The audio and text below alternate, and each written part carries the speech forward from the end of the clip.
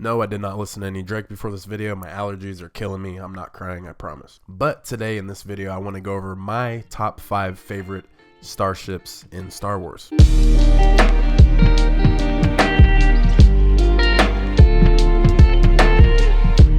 But as always, I'm Clan Brandalorian.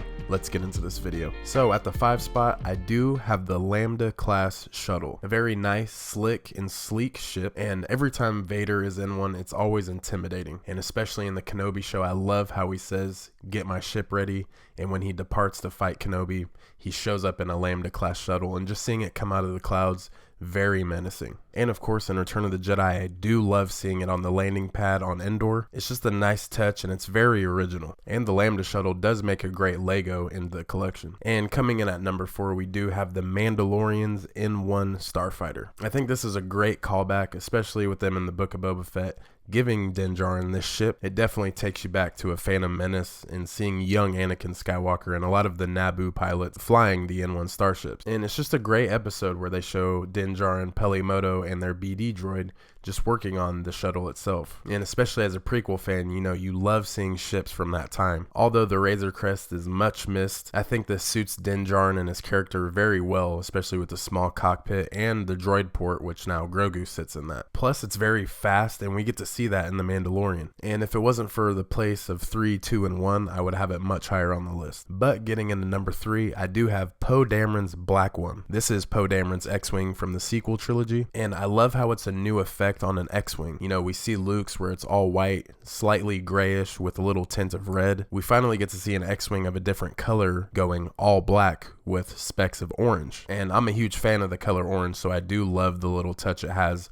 on the black ship. Definitely the best ship that we see in the sequels, although you can't knock off the new TIE fighters and interceptors. But if anyone has any access to a Poe Dameron's Black One Lego, let me know. Please drop that in the comments, because that's definitely a set I missed out on. And when I first watched the sequels, I did love Poe Dameron's character, especially we get a new pilot. He's definitely one of Luke Skywalker in the Resistance. And like I said, it's just a completely different X-Wing than we're used to. Plus, the colorway is perfect. So I think that's a really good 3 spot in my list. Number 2, you can't go wrong with the Millennium Falcon. And this is the ship that made the Kessel Run in less than 12 parsecs. And it's one of the first starships that we get to see in the 1977 original A New Hope. So this is a really good look. It's original, it's classic, it's always there. This is the ship of Star Wars. In Solo, we get to see how Han Solo obtained the Millennium Falcon from Lando Calrissian. And with its escape pod on the nose of the ship, I do like that it got removed, because when it's all together, it just looks really weird all as one piece. So definitely with the 2 points on it, makes it look a lot better, more clean. And the ship's been through a lot. Been through thick and thin with Lando, it's been through thick and thin with Han,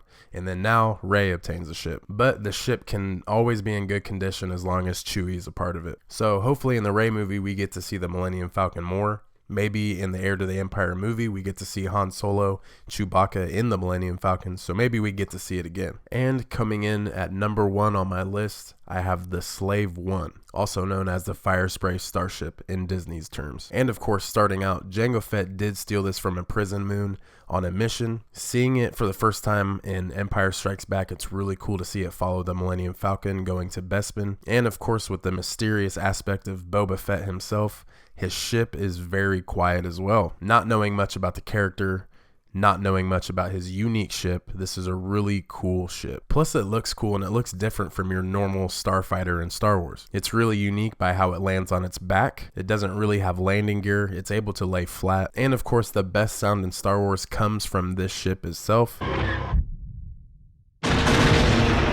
And we get to see that for the first time in Attack of the Clones. Has projectile launchers, has projectile rockets, has the seismic charge, and pretty much everything about this ship and the Fett's owning it just makes it one of the best. I'm a huge Boba Fett fan, so of course I'm going to take his ship at number 1. And I love how in the Book of Boba Fett and The Mandalorian, we get to see the ship even more. And its greatest touch, its greatest kill in my opinion, is when they take out the Sarlacc pit. And honestly, that's my favorite part of the Book of Boba Fett. We go back to the Sarlacc, very classic, and it gets its ending, of course, by taking out Boba Fett.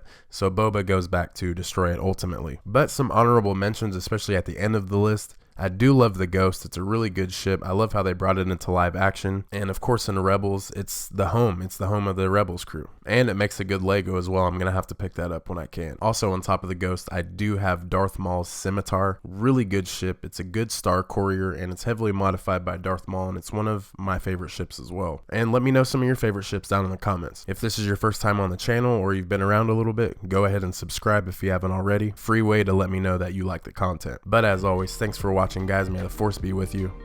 Brandalorian, I'm out.